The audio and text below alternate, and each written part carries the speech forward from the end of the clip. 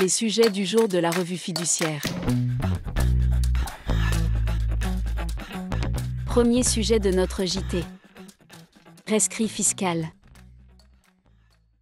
Si un texte fiscal ne paraît pas clair ou si un contribuable hésite sur les dispositions fiscales applicables à sa situation particulière, il peut interroger en amont l'administration en sollicitant ce que l'on appelle un rescrit fiscal.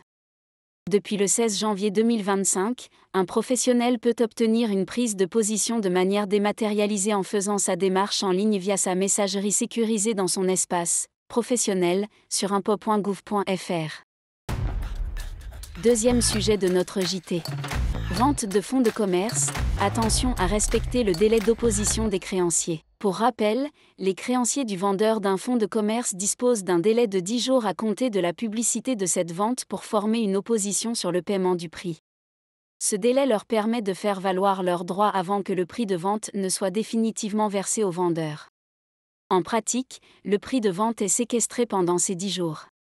Un acheteur qui s'acquitterait du prix de vente entre les mains du vendeur sans attendre la fin du délai d'opposition peut-il être poursuivi par les créanciers ? Dans une affaire, un acheteur a acquis un fonds de commerce d'une valeur de 500 000 €. Il a versé la moitié du prix de vente au moment de la signature de la promesse de cession, 150 000 € au moment de la signature de l'acte définitif et les 100 000 € restants ont été séquestrés. L'administration fiscale a formé une opposition au prix de vente pour une créance qu'elle détenait contre le vendeur à hauteur de 122 370 €. Elle a poursuivi l'acheteur afin qu'il soit condamné à lui payer cette somme. Les juges condamnent l'acheteur au paiement de la créance car le paiement fait au vendeur avant l'expiration du délai d'opposition est inopposable aux créanciers, et ce, peu importe qu'ils aient ou non valablement fait opposition. En conséquence, l'administration fiscale est fondée à réclamer à l'acheteur le paiement de sa créance dans la limite des sommes versées avant la fin du délai d'opposition.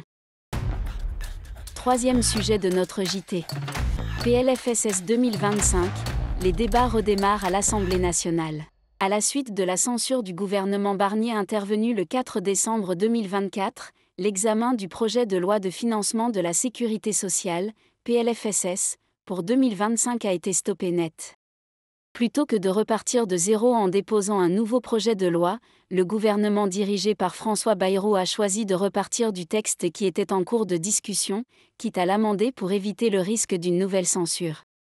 L'objectif est que le projet de loi soit définitivement voté d'ici la fin février 2025.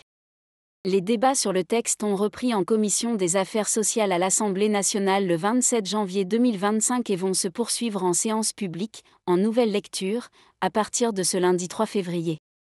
En matière paye et RH, les députés vont notamment examiner les mesures suivantes: la réforme des allègements de charges généraux, réduction de taux sur les cotisations patronales maladie et allocations familiales, réduction générale de cotisations patronales, la baisse des exonérations de cotisations salariales et de CSG, CRDS sur la rémunération des apprentis, la création d'une seconde journée de solidarité. Le passage de 20% à 30% du taux de la cotisation patronale due sur les attributions gratuites d'actions, le relèvement de 15% à 20% du seuil d'intensité en dépenses de recherche pour l'éligibilité au statut de « jeunes entreprises innovantes ».